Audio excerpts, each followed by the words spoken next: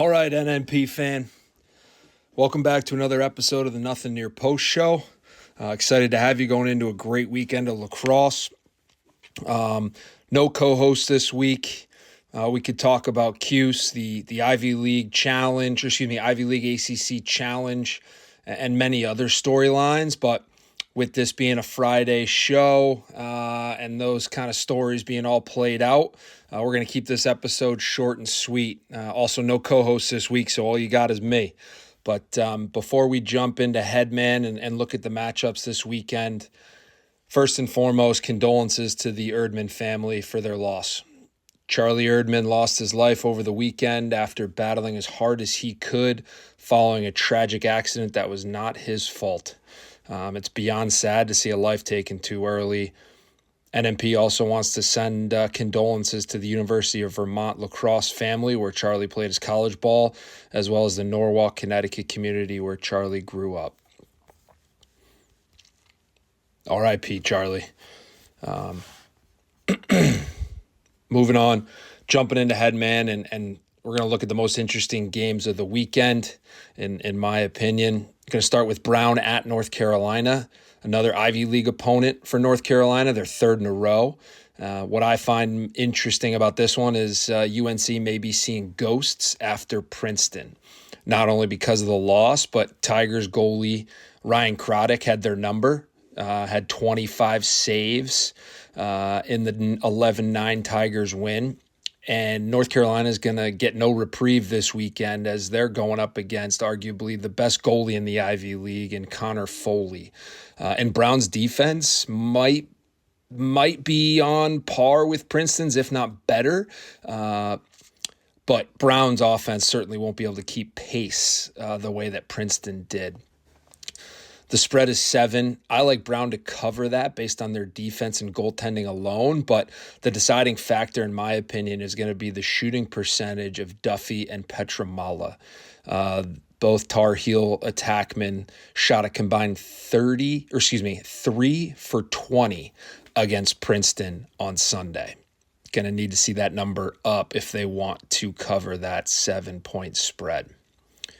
Next game, battle for New Jersey, Rutgers at Princeton. Do the Tigers come back to earth after a near-flawless weekend? Especially with the ghosts of a different Big Ten opponent they've already played this year still lingering? The Nittany Lions coming to town now in week 1? Probably not. I mean, that was a week 1 Ivy League late start result in my opinion, but still a New Jersey battle nonetheless, and one that Coach Breck from Rutgers will almost certainly label as the haves versus the have-nots, or the public versus the private school kids. Rutgers does have a goalie in Cardin Stoller that can keep him in it, but should be an interesting one to see if Princeton can keep rolling here. NNP does have the Tigers in their Final Four. You got Duke at Air Force. Duke continues to dodge top 10 teams early in their 2026 campaign, but at least they go on the road this weekend. It's certainly a backhanded shot at the Blue Devils, but I still think they're super talented, especially on the back end and in net. We got Notre Dame at Ohio State. Notre Dame continues their Big Ten road trip with a game in Columbus after beating the Terps in Maryland. As I mentioned, Ohio State's coming off a home win over Georgetown, but the Notre Dame offense does not lack depth the same way the Hoyas do. And without the Buckeyes having their top cover guy, obviously Bobby Van Buren, who's out for the season with a knee injury, can the Buckeyes slow down the potent Irish offense, which early on here is led by junior Brock Behrman, shifty midfielder who's cooking, man. But I talk about Notre Dame's depth. To confirm that depth, the Irish have 5 scorers with double-digit points so far this year through 5 games. Now, the Hoyas have not played 5 games due to weather and their first 2 games being canceled, but those top 5 Irish point scorers are averaging 16.75 points per game.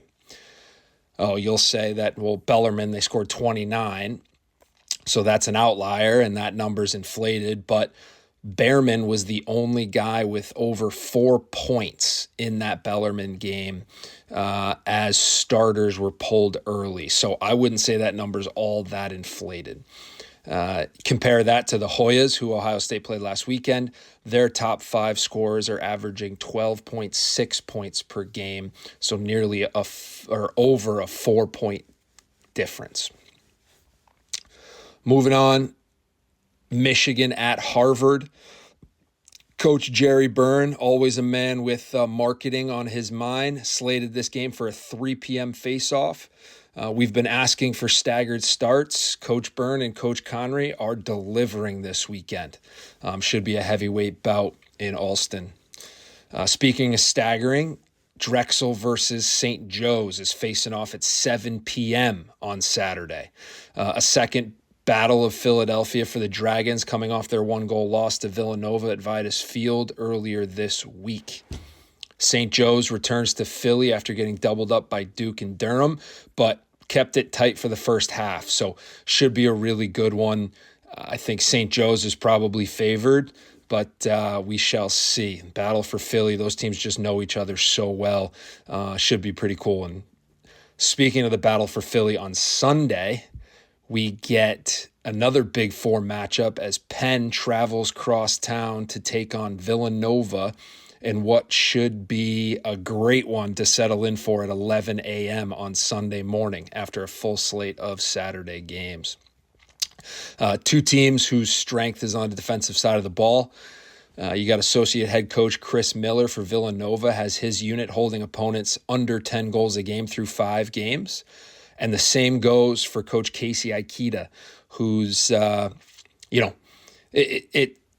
both units are playing at a high level. It's crazy how similar they are from a results perspective.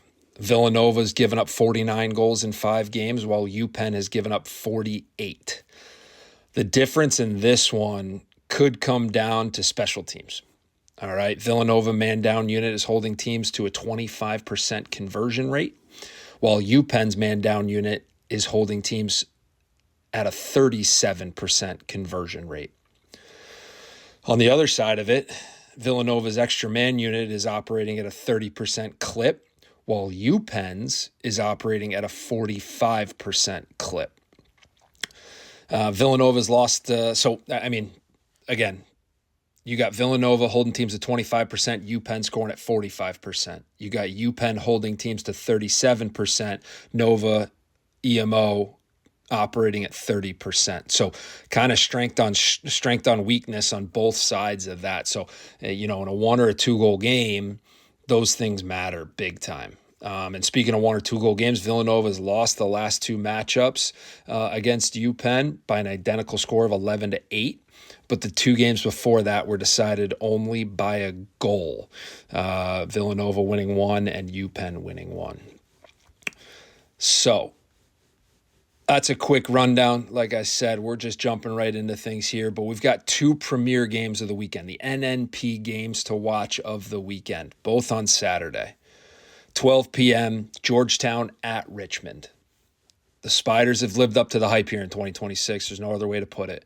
And that's no surprise, given that Coach Chamati and Coach Richards are 2 of the best in the game. Georgetown is coming off what I would call a disappointing 10-9 loss at Ohio State, as we talked about a little bit earlier. But how do they rebound? How does Georgetown rebound? In my opinion, it all depends on the output from the law firm of Connor and Connor. Liam and Rory, the Buckeyes held the law firm to 6 total points, which was 38% of the team's output last Saturday. Notre Dame also held the Connors to 6 points, which was 40% of the Georgetown's offense that day. But in Georgetown's 1 win, again, they've only played 3 games due to 2 cancellations. In their 1 win at UPenn, the Connors had 13 points, which was 59% of their team's output. I'm not a numbers guy, but that's pretty telling that as of now, the Hoyas go as the Connor brothers go.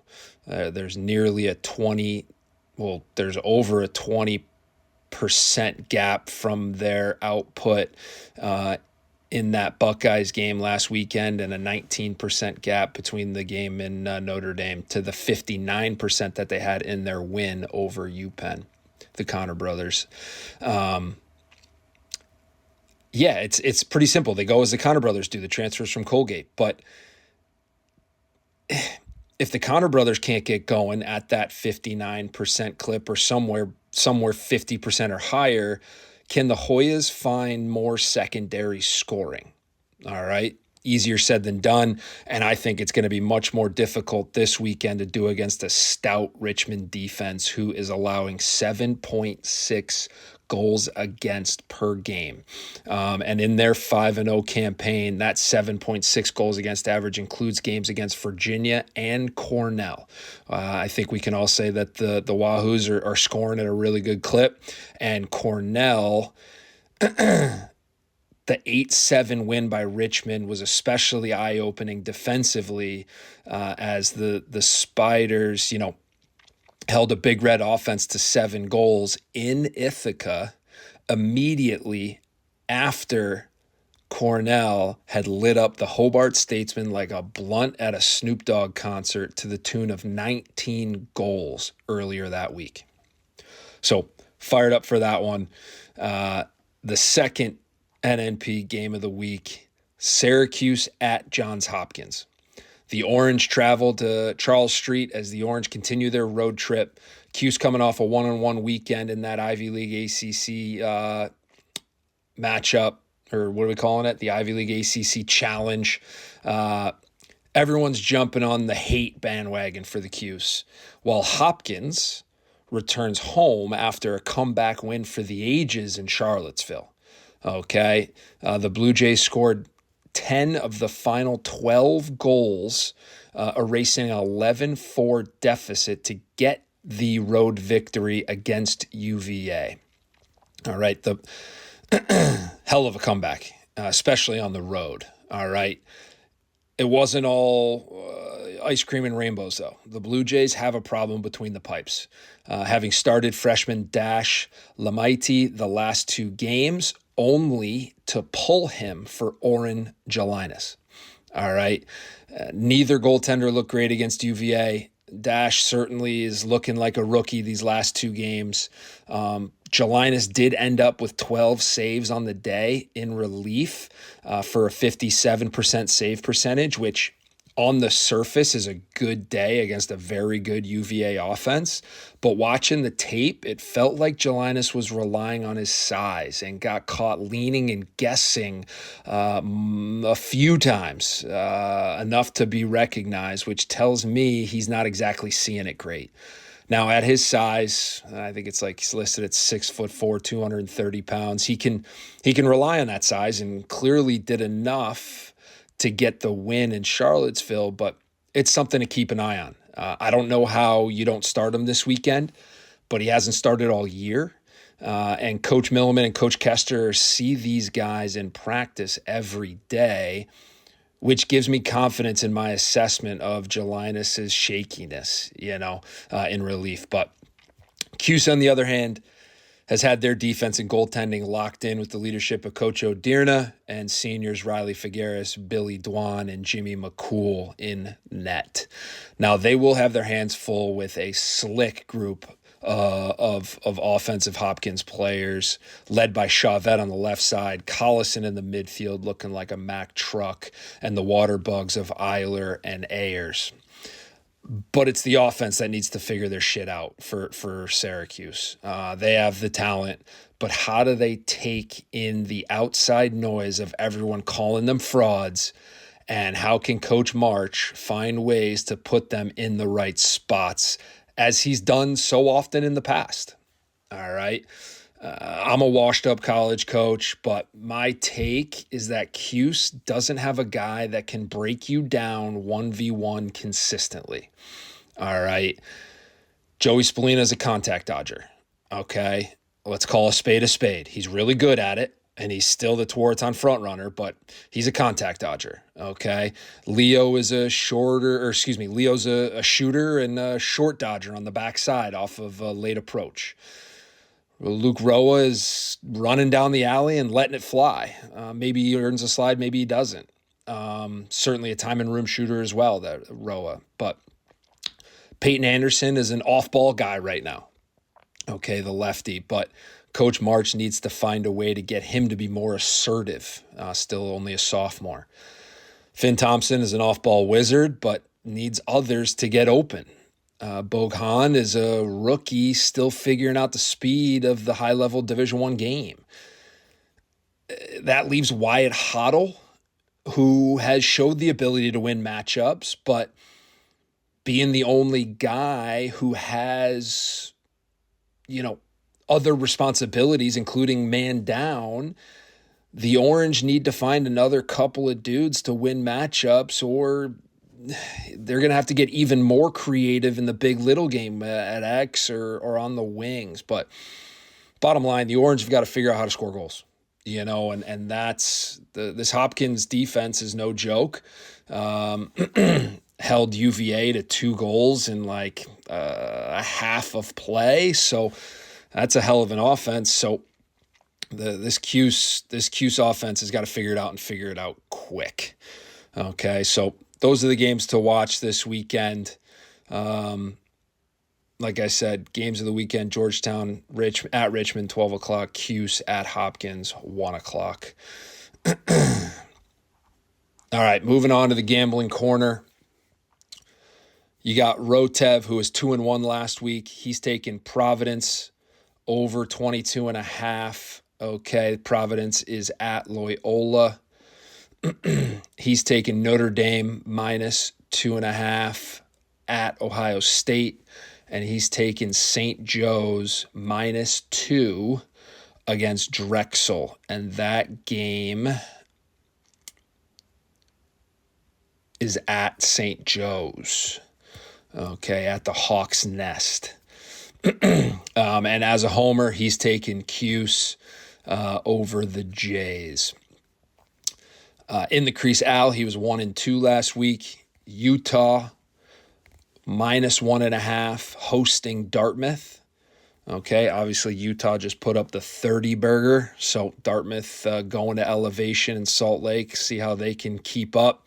In the crease, Al doesn't believe they can. He's taking Utah minus 1.5. He's taken Duke minus 9 at Air Force, also at elevation. And he's taken Army minus 6.5 at Lafayette. Why I love that pick is because it's Friday night at 7:30 p.m. Staggered starts. We love some Friday night lights. Army at Lafayette. Lafayette is not, this ain't your father's Lafayette. Okay. Coach Myers has got those guys cooking. Army is a totally different beast, though. I think Lafayette's 10 manning. Army should be able to deal with that. 6.5 is a big number for a league opponent, but we shall see. In the crease, Al likes Army minus 6.5. NNP, okay, went 2-2 last week with Cleveland State moneyline and the cover helping us out. I also like Utah minus 1.5. I might sprinkle the over 24.5 in that game as well. I love St. John's money line against Bryant. That game is in Queens, so St. John's hosting Bryant. I like the Georgetown-Richmond over 21.5. I just think that number's too low for Richmond, who has proven to be a great offense, and Georgetown, who has the capability to go off. I know both are playing great defense, but I'm going to zig when everyone else zags on that one. 22, I feel like we could get a 13-9, a 12-10 game pretty easily there. I like Yale minus 2.5. I think they're still figuring themselves out against Fairfield. Fairfield, obviously, with a pretty good start, had the storybook win over Lehigh in the snow. Okay. Now Yale's got to go to Fairfield, but that's just a quick bus trip right down 95. Shouldn't be too bad. I also like Notre Dame minus 2.5 at Ohio State. I just don't think Ohio State can keep up offensively there. Even though Garrett Haas is going to do everything he can, he's a hell of a player. He's going to do everything he can for Ohio State. He was 3-1 in their win over Georgetown. he's got killer pop and speed and first step and it all. But I just think the Notre Dame offense is going to be too much to handle. And those are the picks that we're going with this week. So to recap, Utah -1.5, St. John's money line, Georgetown, Richmond over 21.5, Yale -2.5, and Notre Dame -2.5. I'm also going to sprinkle, I think, Harvard, Michigan under 24.5. So a bigger slate for NNP. If we've only got to pick a few, we're taking Utah -1.5. We're taking St. John's money. Actually, no, I take that back. We're taking St. John's money line. We're taking Georgetown, Richmond over 21.5, and we're taking Notre Dame -2.5. Those will be the three. We're going to sprinkle the others. Quick episode this week. Quick show. No banter with Coach Emmer or Coach Bulkin, so didn't want to look back at the stories that have probably been too drawn out, honestly, over this week. So a little bit of a light show, but hopefully it gets you ready for a great weekend of lacrosse. That's all we got this week. Thank you for listening. And as always, I already know that you know to abide by rule number 1 this weekend. Nothing near post.